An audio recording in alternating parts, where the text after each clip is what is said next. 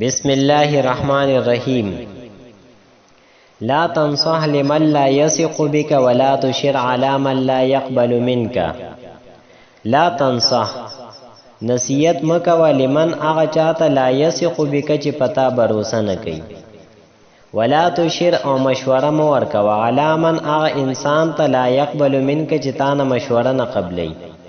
په دې ضرب المثل کې دوه خبرې بیان کړي دي.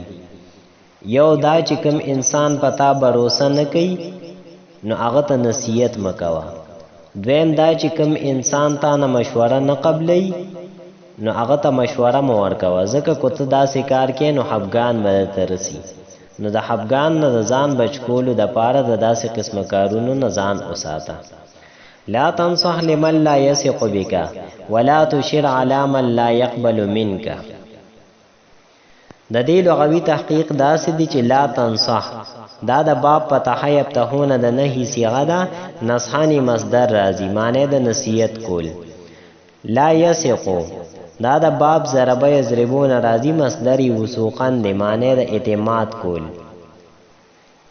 لا يثق دا په اصل کې وو یو ثقو و د علامت مضارع مفتوح او د کسری لازمی په مینس کې راغی نو ام ساقط کو یثقو شو.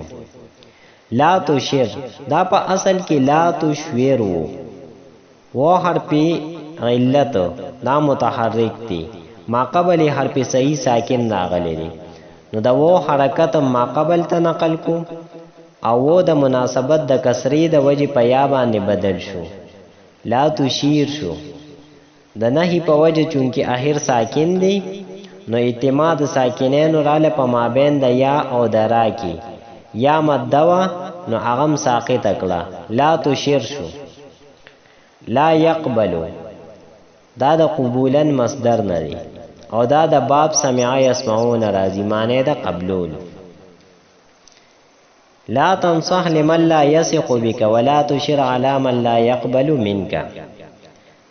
د دې ترکیب داسې دی چې لا تنصح دا پیل نهی پدې کې انت ضمیر هغه د دې فاعل، لام حرف جار، من اسم موصول، لا يثق پیل پدې کې هو ضمیر هغه د دې فاعل، بکا جار مجرور متعلق لا يثق پیل پوري.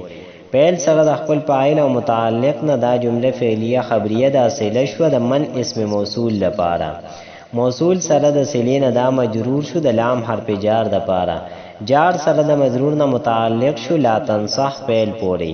پیل سره د خپل فاعل او متعلق نه دا جمله انشائیه معطوف علیه.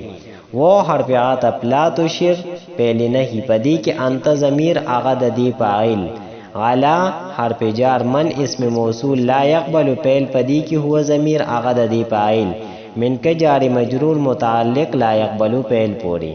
پیل سره د خپل فاعل او متعلق نه دا جمله فعلیه خبریه دا صله شو د من اسم موصول لپاره.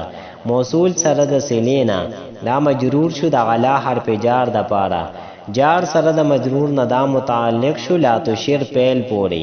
پیل سره د خپل فاعل او متعلق نه دا جمله انشائیه معطوف علیه سره د معطوف نه دا جمله معطوفه شو.